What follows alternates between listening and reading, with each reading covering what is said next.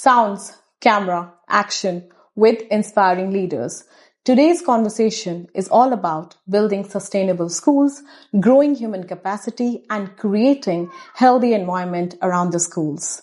We are joined by Dr. Marie Simpson. She believes the school improvement is not about only people. It's about the systems that build them. Thank you so much for joining us today. Thank you so much for having me here. So she's currently working on a book that has been about to published in May. And that book is all about human capacity and the role the schools are playing around it. So let's talk about your book. What inspired you to write the book? Thank you for asking. So within my extensive experience as a global leader, I've seen systems, so many systems in different school structures, and I've seen school improvement. And then I wondered to myself, why isn't it working? Why does improvement only last for 6 months at a time and then it disappears? And it started making me think that maybe this is a systems problem, because we have leaders who love their job. We have teachers that work hard, yet sustainable improvement does not continue, So I was thinking, why is that way? And in my previous role as a turnaround principal, I turned the school around in 3 years. There we implemented many structures. I learned many skill sets. So this book is about how we did that, the research that went into that. And also it gives the skill sets that I got through that experience. I want to share that with other leaders that want to transform schools, with other leaders that want to empower their staff and their culture, build culture, and with other leaders that want to build other leaders. This book is a roadmap for school transformation. Wow, that's great to know. What can your readers expect after reading your book, Built for Capacity? They're going to know that people is the infrastructure of any school. People are important, it's not just a side note, they are the infrastructure on which the school runs on. Strong adults lead to strong, sustainable schools. Strong, sustainable schools will lead to a better student experience. A better student experience will lead to family trust.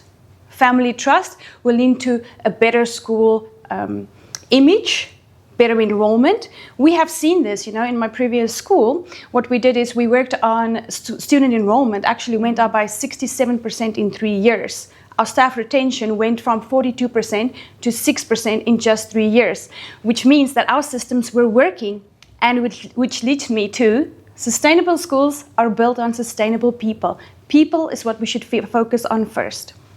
Wow, that's good. So your work reframes school improvement as a systems issue rather than a people's problem, right? Yeah. So what signs should leaders look for? They should look for, if they have hardworking personnel and they have people coming in early, but the progress is fragile, they should know something is wrong within the system. If there's inconsistencies, like there's pockets in the school that does really well, others don't do well. If they're constantly going to 1 or 2 people in the school to fix the problems, then you should know there is a system problem, like why is that happening, right? So if a leader is constantly repeating herself and she's wasting too much time talking, then that means she is the system. That is a clear example of a system design problem within the school. The leader's time should be focused on teaching and developing, improving the school, marketing the school, not in constantly repeating herself. So if she has a system in place that can run by itself, she will freeze up more of her time to focus on school improvement. Wow, that's really kind of a roadmap, as you mentioned earlier. Yeah. So what do you think? How can schools design systems that genuinely grow teachers, not just evaluate them? It's very important that schools need to remember that teachers are learners. They're not just employees. You need to give a roadmap for them on how you can improve their careers. Where are you taking them? Where is the school taking them? So us as school leaders, we need to build systems that are intentional, where we provide coaching, mentoring, feedbacking, peer-to-peer reflection for them so they can see how they're improving and feel like they're part of the community, they're part of the school, like they want to stay there, like this is who they want to be. We need to build adult trust.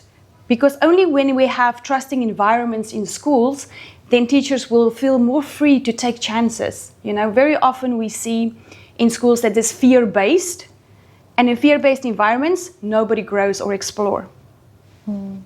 That's true. And while you were writing this book, there were some of the experiences from your different school where you have worked on that you have written in the book as well. Yeah. So the problems that you're mentioning, is there any one of the experience would you like to share that you might have, encounter with the teacher and you helped her to rebuild that part? Yeah, you mean like in her teaching? Yeah, like if you have given like a coaching or mentoring to any teacher and you have seen the improvement, any kind of example would you like to share with the audience? Yeah, sure. So I firmly believe in very strong and powerful PD cycles. Don't go for PDs that's too wide. If you have a yearly goal for your school, stick to PDs that are within that goal. Do short mini PDs instead of telling the teachers like, okay, we're going to do 5 goals in this PD and then hoping they're going to implement it. What I like to do is I break it down. So we are working on, let's say, for example, differentiation. So we will go differentiation by instruction. This is what the PD will be. Then we will go into the class the next week to see how they're implementing it. They will be evaluated only on that strategy that we taught them. And then my feedback will be strategic on that specific topic that we taught. And then if the teacher is still not picking up, I will sit with the teacher and say, okay, why? Why is this happening? This was a training that we have. This is the resource we provided. We gave you a week to implement. This is what I've seen. How do you feel? Where do you need help? What do you need from my side? What do you need from the school side to help you improve in this specific area?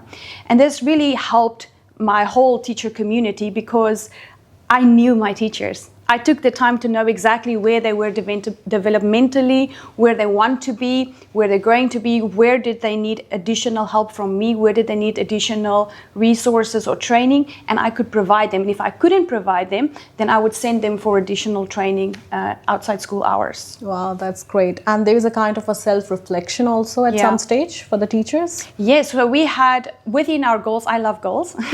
So in the beginning of the year, in my book, I talk about that, how we had yearly goals, year 1, year 2, year 3. In the beginning of the year, the teachers will specifically know what is the goal for the year. The kids will know, the parents will know, and then within that goal, the teachers will pick teacher goals. Okay, so every year they had to pick 2 goals from 12 that I've given them. And then from these 12, they pick 2, they work out an action plan. How am I going to develop that? What is that going to mean for me as a teacher? What is that going to mean for my students? Then I sit with them one by one. It took many hours. I sit with them one by one to discuss these goals with them and to say, okay, this is the action plan. But it's so powerful because that made me realize which teachers are stronger in different areas, right? So they could then go and do peer PDs afterwards. True. Then mid-year, I would meet with them again and we will discuss those exact 2 goals that they focused on. Remember, these are not random goals. These are 12 goals that we are focusing on as a school. I will sit with them and I will say, okay, where did you focus on these 2 goals? Okay, where do you think you are? Then I will go in and my next observation that I'll be doing will only be on those 2 goals. So different teachers have different observations at that point. We are now in like quarter 3. Then at the end of the year, they will do self-reflection, but they will also do a presentation. And that presentation they did for different teachers. I put them in groups. They did that presentation for the other teachers. So we could celebrate all our teachers. We could celebrate their growth as a school community, not just to me, but also to all the teachers around them, because we were very big on celebrating progress. And does that play a huge role in retention as well? Yes, definitely. So when we started with the Turnaround School, I made a roadmap. A 3-year roadmap. So within that roadmap, I specifically layered what does this 3 years look like for the parents, for the teachers, for the staff, and for the students. For example, a teacher, in the beginning of this transformation, the teacher knew exactly who the school was becoming. The teachers knew exactly who they would become through PDs at the end of year 1. For example, we changed the school to be inquiry-based. So they knew in the beginning of this implementation transformation, they knew at the end of year 1, they were going to be designers of learners, right? They're going to learn how to make quality projects. They knew if they stayed with me at the end of year 2, they would become facilitators of learning. Wow. And they knew in year 3, they would become experts. So I gave them a reason to stay. I believe in distributive leadership.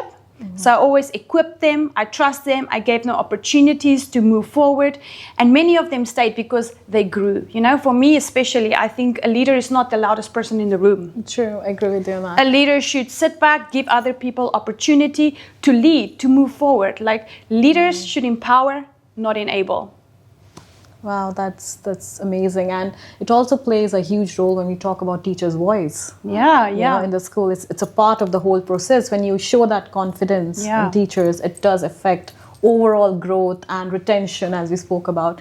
So yeah, that's amazing. So what key systems do you think help staff feel supported, valued, and enables growth?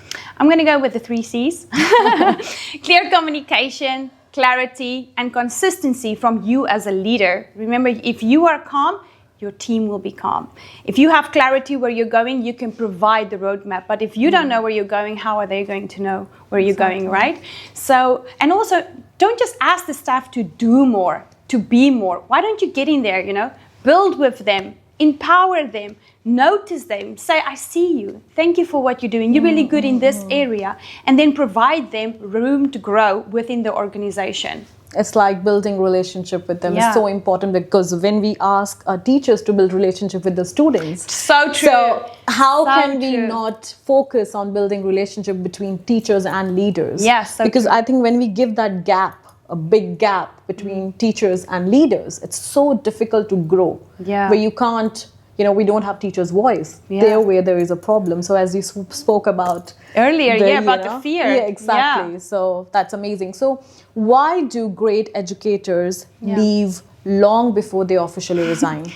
Number one reason, they feel unseen.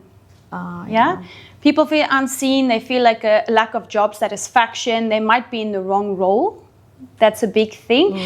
In my book, Build for Capacity, there's a whole chapter where I talk about human capacity. I talk about talent mapping that leaders should be doing. I talk about role alignment. How do you get to know your people? How do you see this teacher is actually good in this area? Sometimes she might not even know, but you as a leader, you can sit back and say, no, you know what? You're in the wrong role. I'm going to move you around. Why? Because as a leader, you need to think like an executive. You need to say, what is the best return on investment? If I put this teacher in a different role, or maybe not even in the teacher role, maybe I'm like, this is a business person, hold on, I'm going to move her to a different role, because that's going to be better for the organization, it's going to be better for the culture, it's going to be better for her, give her more job satisfaction, she will stay with the company and my company will be doing better. So that's very, very important, to have the right people in the right place and to have a leader that's smart enough to notice that. And have you experienced any of the teacher where she is just coming up with this whole thing, the whole idea, maybe when you were teaching? Yes. And that's how you got this to add in your book, because that was one of your experience. Would you like to share anything? Yes. So I've been a teacher for a long time, and I was always the teacher that went above and beyond and wanted to go inquiry based and had all these like outside the box ideas, you know.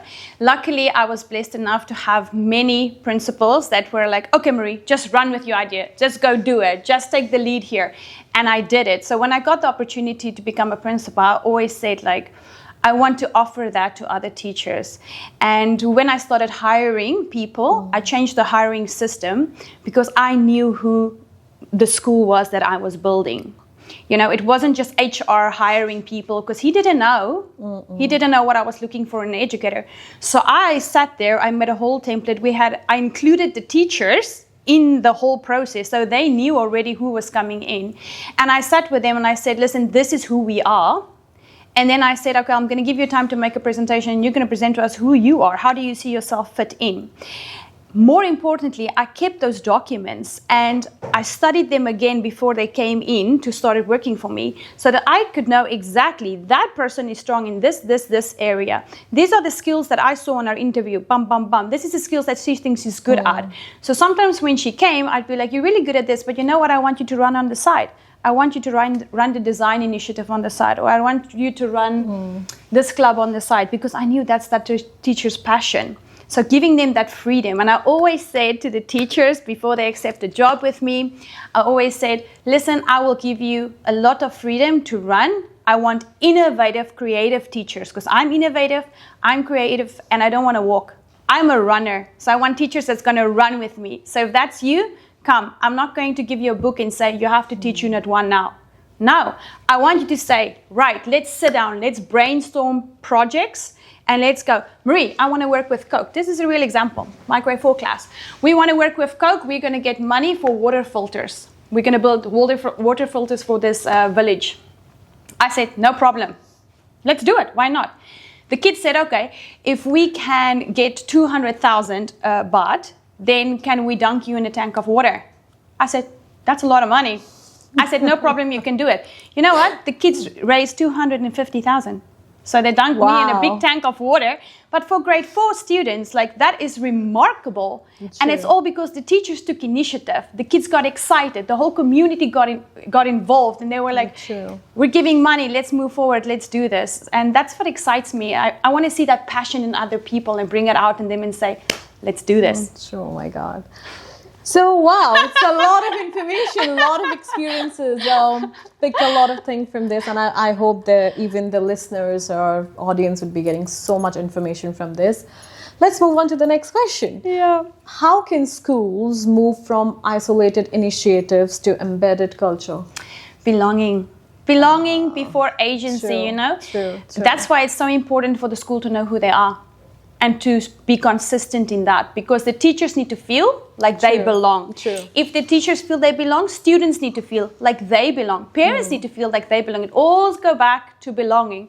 So agency is a developmental outcome, you know? It's not just a strategy. You can't say, okay, students are going to have agency on Monday and hope for the best. No, they're not going to have agency until they feel like they belong. Like, in my book, we discuss a whole series on this, where you can really get a framework for teachers and for leaders, a framework on how did we build belonging, you know, building belonging through identity, for recognition, from visibility, from voice. So one example of this was a school-wide project that we did, and it was about the kids creating a mascot for the school. So the kids designed, they picked the animal, they designed the animal. We made prototypes. The kids picked like the fur of the animal, so it was an elephant. Then we said, okay, now you're going to vote. So we had voting elections there. The kids picked the name. We voted for the name. And it was Tusky. And this little elephant was so loved in the school. Every activity or event, we would dress her up for the event, and she would take pictures with the kids. And then at graduation, they will put Tusky in graduation gowns with the kids' names on them, and they would get that elephant to take home. So Tusky belonged in our school, and they picked her, they created her, and she moved with them until they graduated. And then the idea was, when they graduate, they took Tusky home, and they could keep that memory of, I belonged there, and now Tusky belongs with me. Wow, the belongingness. Yeah, that's to a key word. Definitely, that's a key word. So let's talk about, when we talk about school, we talk about students, we talk about teachers. Yeah. Now, you know the culture around in schools. The teachers are leaving the profession, right? Yeah. Right? We spoke about retention. Yeah. Do you think the pressure is coming from the leadership, the management to the teachers, and when they're unable to perform in the classroom, because that's affecting the classroom as well? Because if someone is walking into your class, a teacher, if walking into your class, she has so much going on, like the paperwork, the planning, or the targets, whatever it is. Do you think that pressure is somehow going in that classroom with the teacher, and that's affecting students? And then what happened next is the atmosphere, the environment, it affects everything. So how that is connected, what we can do to reduce that pressure for teachers? What do you think management needs to work on that? I definitely think it's a top-down, right? So, you know, especially it depends on the scale of the school. So like, for example, if you're in a group school, like I've been in many different scale of schools. If you're in a group school, like they have pressure. There's always somebody giving pressure to somebody. But for me, it again goes down to clarity, right? If they have clarity of who they are, they will stop taking additional initiatives that has nothing to do with what the school is. They will focus on, if we're focused on IB and we're focused on getting this score, then we are focused on this. You know, everything else, you need to quiet the noise. A leader needs to quiet the noise. Have clarity on who it is we are, how are we going to become that, be realistic on what is possible for teachers, how are we going to develop the teachers, be consistent with the PD. Don't give 20 PDs a year. That's inconsistent. Definitely. It's not something that teachers need. It's not something that teachers are interested in, you know? That's not helpful. It makes teachers tired and exhausted. And if the teacher is tired and exhausted, not liking her job anymore, of course, the kids are not going to like it. So clarity, know who you are, reduce the noise, cut off all these other extra things that you keep on adding. It's not about adding more. It's keep about on quality. changing also. Yeah, keep on changing. You know, certain things it's out of our control. We have to be Exactly. adaptable. We have to change. But there are things that are in our control, and that maybe you just don't feel like changing because you're just so True. used to the wheel. You know, you're so used to it. 100%. Yeah. Yeah, that's great. So, if there is one core message from your book, Yeah. Built for Capacity for School Leaders, Yeah. what would it be? Sustainable leaders build conditions before demanding outcomes. If you didn't build the conditions within your school for change to happen, change will not happen. The conditions need to be there. The teachers need to feel like they belong. We go more in detail into the book, really to give you like the layout. Sequencing, very important. What do you work on first? What do you work on second? Because, you know, schools do not get stronger by adding more. Exactly what I was saying a little bit ago. It doesn't get stronger by adding more. Next year, let's add more. Let's add more. This is going to be better. That doesn't make you better, okay? They get stronger when leaders build for capacity. When a leader knows what is important, who we are, what are we going to focus on, and stay committed to that goal. True. And that commitment is so important. What is all of the exciting things you spoke about your book here, about so many things you spoke about. When we talk about systems or when we talk about people, what matters more, do you think? What matters more? People. Always people. Always people. Okay. Although systems make it easier, you know, it helps us like get that stress off. A system is good, but people is number one. Rapid fire round. Are you ready? Ready? Perfect. Systems or people? What matters more for school improvement? People. One word to describe a truly sustainable school. Coherent. Biggest mistake leaders make about staff retention. Treating it like an HR issue. Wow, great answer. One system every school should have to grow teachers. A coaching and feedback cycle that's tied to real practice. Great. Early sign a school's culture is becoming misaligned. Compliance without real ownership. What drives teachers to leave before they resign? Feeling unseen, unsafe, and unsupported. One leadership move that builds trust quickly. Say less, do more. Great. Best way to turn professional development into real impact. Embed it into the practice, the feedback, and the reflection sessions. Great. One sign your school culture is actually working. The culture starts reproducing itself without being pushed from top down. Great. Belonging or performance? Which comes first? Belonging. One thing schools focus on too much. Visible initiatives. Great. One thing schools don't focus on enough. Sequence. Great. Your go-to framework for building human capacity. Build the conditions before demanding outcomes. Great. One habit every school leader should practice daily. Notice the people working. Oh, that's so good. One change that would immediately improve most schools. Strengthen communication and reduce the noise. Great. Thank you so much for joining us. Like, so much we have shared, and I believe our audience, the listeners, will get so much information, not only about your book, but about the school culture. You have literally put all the information, all your experiences from different countries where you have worked into that. So thank you so much for joining us today. Dr. Thank Mari. you for having me. It was really nice to share my experiences, and I hope that it inspires other people, that we can transform schools together, and that we can raise other leaders because the world needs it.